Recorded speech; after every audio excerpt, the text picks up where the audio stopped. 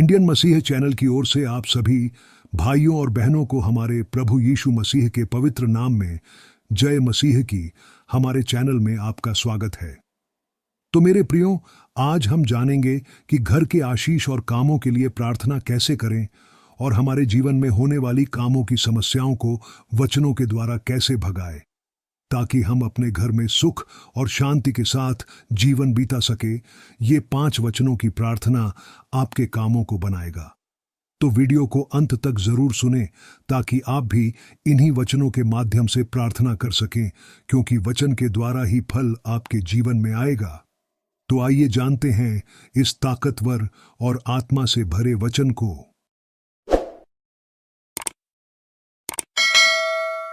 अय्यूब 22 अध्याय 21 पद से आगे, उससे मेल मिलाप कर तब तुझे शांति मिलेगी और इससे तेरी भलाई होगी। उसके मुंह से शिक्षा सुन ले और उसके वचन अपने मन में रख। यदि तू सर्वशक्तिमान की ओर फिर के समीप जाए और अपने डेरे से कुटिल काम दूर करे, तो तू बन जाएगा। तू अपनी अनमोल वस्तुओं को धूलि पर वरन ओपीर का कुंदन भी नालों के पत्थरों में डाल दे, तब सर्वशक्तिमान आप तेरी अनमोल वस्तु और तेरे लिए चमकीली चांदी होगा। इस वचन में लिखा है, अगर आप परमेश्वर से मेल मिलाप कर लें, उससे बातें करें और प्रार्थना में जो चाहे आप मांग सकते हैं, क्योंकि परमेश्वर से मांगना कोई लालच की बात नहीं है। वह हमारा पिता है और उसको हमारी आवश्यकताओं का पूरा ख्याल होता है। इसीलिए आप सबसे पहले परमेश्वर पिता के समीप जाए।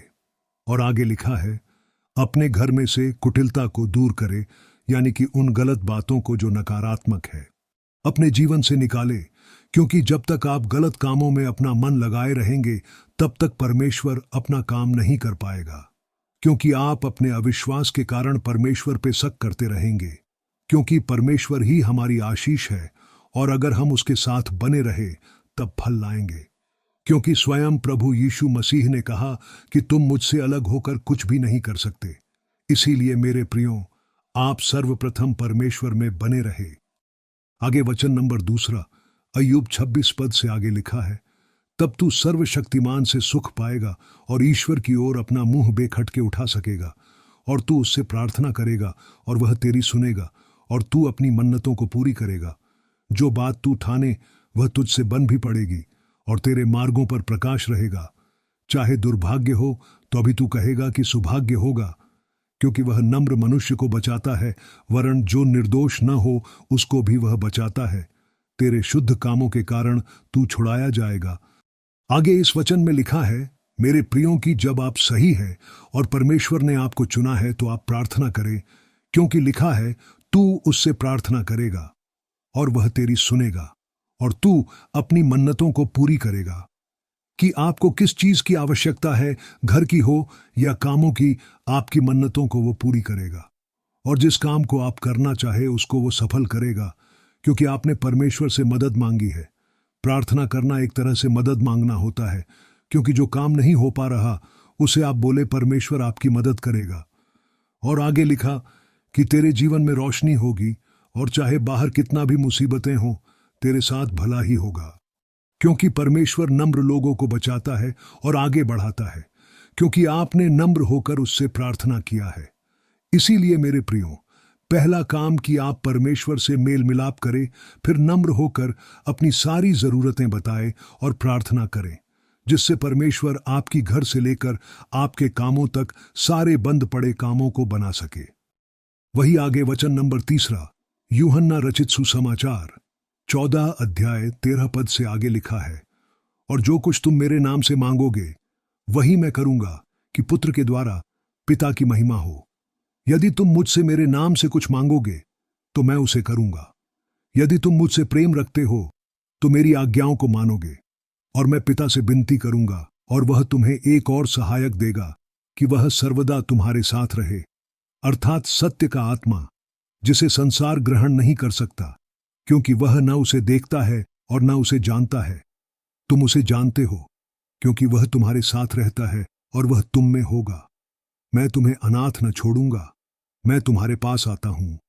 इस वचन के अनुसार मेरे प्रियो, अगर आपके पास कुछ भी ना हो, आपके परिवार की स्थिति कैसी भी रही हो, लेकिन आपने अगर परमेश्वर को जान लिया है और उसको अपना शरण स्थान माना है, तो याद रखे कि जो भी आप मांगे उसे आपको पुत्र यीशु मसीह के नाम में मांगना होगा, क्योंकि सारा अधिकार चाहे स्वर्ग की हो या पृथ्वी की, सब पुत्र के हाथों में है। आगे उसने कहा, यदि तुम मुझसे प्रेम रखते हो तो मेरी आज्ञाओं को मानोगे। यदि आप अपने कामों को खुलता देखना चाहते हैं तो आपको वचन पे चलना होगा, क्योंकि बिना वचन के आशीष चाहे घर में हो या कामों में लंबे समय तक नहीं टिक पाएगी, क्योंकि शैतान आपके कामों को बिगाड़ना चाहता है। इसीलिए जो भी आप मांगे सब कुछ प्रभु की महिमा के लिए मांगे, क्योंकि आगे लिखा है, और परमेश्वर का वायदा है कि मैं तुम्हें कभी अनाथ नहीं छोड़ूंगा। मेरे प्रियो, परमेश्वर आप कहाँ है कि वो आपके साथ रहेगा, तो आपको चिंता और डर में रहने की आवश्यकता नहीं। आपको परमेश्वर अपने पुत्र यीशु के नाम से आगे बढ़ाएगा। वचन नंबर 4, यहोशू 1:3 से आगे लिखा है, उस वचन के अनुसार जो मैंने मूसा से कहा, अर्थात जिस जिस स्थान पर तुम पांव धरोगे वह सब मैं तुम्हें दे देता हूं। तेरे जीवन भर कोई तेरे सामने ठहर न सकेगा। जैसे मैं मूसा के संग रहा वैसे ही तेरे संग भी रहूंगा, और न तो मैं तुझे धोखा दूंगा और न तुझको छोड़ूंगा। यह वचन यहोशू को परमेश्वर ने कनान जाते समय वाचा बांध कर दिया। आज हर एक विश्वासी जो प्रभु यीशु को अपना प्रभु और उद्धारकर्ता मानता है, उसके साथ परमेश्वर का वाचा है कि जिस जिस स्थान पर तुम पांव धरोगे वह सब मैं तुम्हें दे देता हूं। और परमेश्वर तभी आपको वो सब आशीषें दे पाएगा जब आप अपनी अधिकार को और परमेश्वर की वाचा को पहचानेंगे। बिना अधिकार आप परमेश्वर से कुछ भी नहीं ले सकते। आपको बोलना होगा कि परमेश्वर, आपने अपने दास यहोशू से जो वचन कहा है, उस वचन के अनुसार हमारे प्रभु यीशु के नाम से अपने घर के लिए, अपने काम के लिए और अपने सारे घराने के लिए इस वचन से मांगता हूं कि आपने कहा है, तेरे जीवन भर कोई तेरे सामने ठहर न सकेगा। जैसे मैं मूसा के संग रहा वैसे ही तेरे संग भी रहूंगा। तो परमेश्वर होने दीजिए, अपने पुत्र के नाम में कोई मुसीबत और कोई रुकावट हमारे सामने ठहर न सके। और आज से यीशु के नाम से मैं अपने सारे कामों को बनता देखूंगा, क्योंकि आप हमारे साथ हैं। हमारे प्रभु यीशु के नाम में आमीन। इसी तरह वचन को अपने अधिकार के लिए बोले, ताकि सही समय में प्रभु आपको बढ़ाए। वही वचन नंबर 5 में क्या लिखा है, आइए देखते हैं कि हमें अपने कामों को बनते हुए देखने के लिए किन बातों पर ध्यान देना होगा और किन बातों पर नहीं। यहोशू 1:8 से आगे, व्यवस्था की यह पुस्तक तेरे चित्त से कभी न उतरने पाए, इसी में दिन रात ध्यान दिए रहना, इसलिए कि जो कुछ उसमें लिखा है उसके अनुसार करने की तू चौकसी करे, क्योंकि ऐसा ही करने से तेरे सब काम सफल होंगे और तू प्रभावशाली होगा। क्या मैंने तुझे आज्ञा नहीं दी? हियाव बांध कर दृढ़ हो जा, भय न खा और तेरा मन कच्चा न हो, क्योंकि जहां जहां तू जाएगा वहां वहां तेरा परमेश्वर यहोवा तेरे संग रहेगा। इस वचन में मेरे प्रियो, परमेश्वर ने यहोशू को कुछ याद रखने को कहा था। याद रखिए, अगर आप इन बातों को ध्यान नहीं देंगे तो कोई भी आपको परेशान और बेवकूफ बना सकता है और आप हमेशा धोखे में जीवन जिएंगे, क्योंकि परमेश्वर चाहता है आप हर तरह से बुद्धिमान हो ताकि आपके सारे काम सफल हो। इसीलिए लिखा है, व्यवस्था की यह पुस्तक तेरे चित्त से कभी न उतरने पाए, इसी में दिन रात ध्यान दिए रहना, इसीलिए कि जो कुछ उसमें लिखा है उसके अनुसार करने की तू चौकसी करे, क्योंकि ऐसा ही करने से तेरे सब काम सफल होंगे।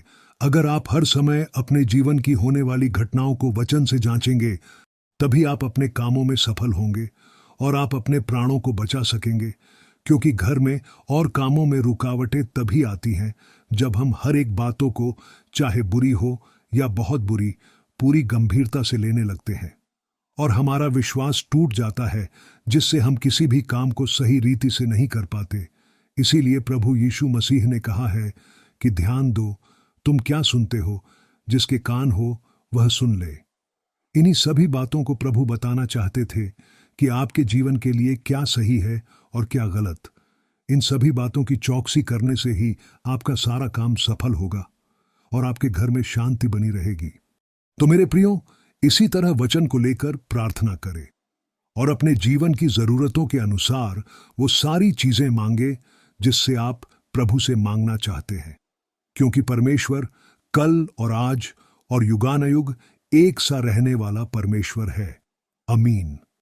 तो आपको यह वीडियो कैसा लगा? अगर आपने वीडियो के द्वारा आशीष पाई है तो वीडियो को लाइक करें और वीडियो के नीचे कमेंट करें।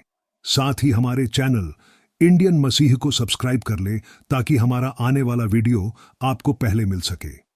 तब तक के लिए हमारे पवित्र प्रभु यीशु मसीह के महिमामय नाम में आप सभी को जय मसीह की। प्रभु आप सभी को आशीष दे।